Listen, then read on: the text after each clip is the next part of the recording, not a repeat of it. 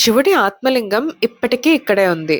అలాగే రావణాసురుడు తీసుకొచ్చిన ఆత్మలింగాన్ని సాక్షాత్తు వినాయకుల వారే ఈ బీచ్ దగ్గర కింద పెట్టారట. Welcome to Mahabaleshwar temple Gokarna. పురాణాల ప్రకారం రావణాసురుడు శివుడిని తనతో పాటే లంకా నగరంలో ఉంచుకోవాలని చెప్పి శివుడికి ఘోర తపస్సు చేశాడట.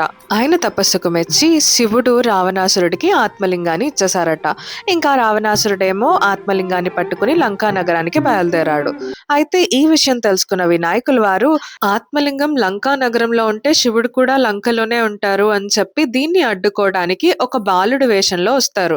వచ్చి ఈ ఆత్మలింగాన్ని ఎలాగన్నా సరే కింద పెట్టించడానికి ట్రై చేస్తారు. ఎందుకంటే ఆత్మలింగాన్ని కింద పెట్టారు అంటే ఆత్మలింగం అక్కడే ఉండిపోతుంది. ఇంకా దాన్ని కదల్చటం ఎవరి వల్ల కాదు. అందుకని చెప్పి రావణాసురుడు ఆత్మలింగాన్ని ఎక్కడ కింద పెట్టకుండా తీసుకెళ్తూ ఉంటారు. అయితే దారిలో ఏమవుతుంది అంటే ఈవినింగ్ అయిపోతుంది. ఈవినింగ్ స్నానం చేయకుండా శివలింగాన్ని ముట్టుకోకూడదు. అయితే అప్పుడే రావణాసురుడికి మారువేషంలో ఉన్న వినాయకుల వారు కనిపిస్తారు. ఇంకా అప్పుడు రావణాసురుడు అడుగుతారు, "నువ్వు కొంచెం సేపు ఈ శివలింగాన్ని పట్టుకొనుండు. నేను స్నానం చేసొస్తాను ఇక్కడే సముద్రంలోకి వెళ్ళి" అని చెప్పి చెప్తారు. వినాయకుల వారు కూడా ఓకే అంటారు. కానీ ఒక షరతు పెడతారు. ఏంటి అంటే, "నేను 3 సార్లు నీ పేరు పిలుస్తాను. 3 సార్ల లోపల నువ్వు రాకపోతే నేను కింద పెట్టేస్తాను" అని చెప్పేసి అంటారు.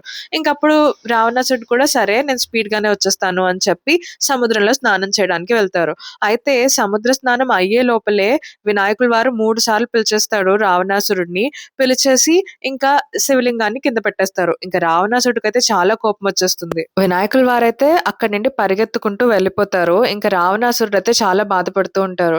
అయినా సరే ఇంకేం లాభం, ఆత్మలింగం అయితే ఇక్కడే ఉండిపోయింది. సో ఈ స్టోరీ అంతా కూడా గోకర్ణలోని మహాబలేశ్వరర్ టెంపుల్‌లో జరిగింది. మీరు గోకర్ణ వెళ్ళినట్లయితే ఆత్మలింగాన్ని దర్శించుకోవటం మాత్రం మర్చిపోకండి.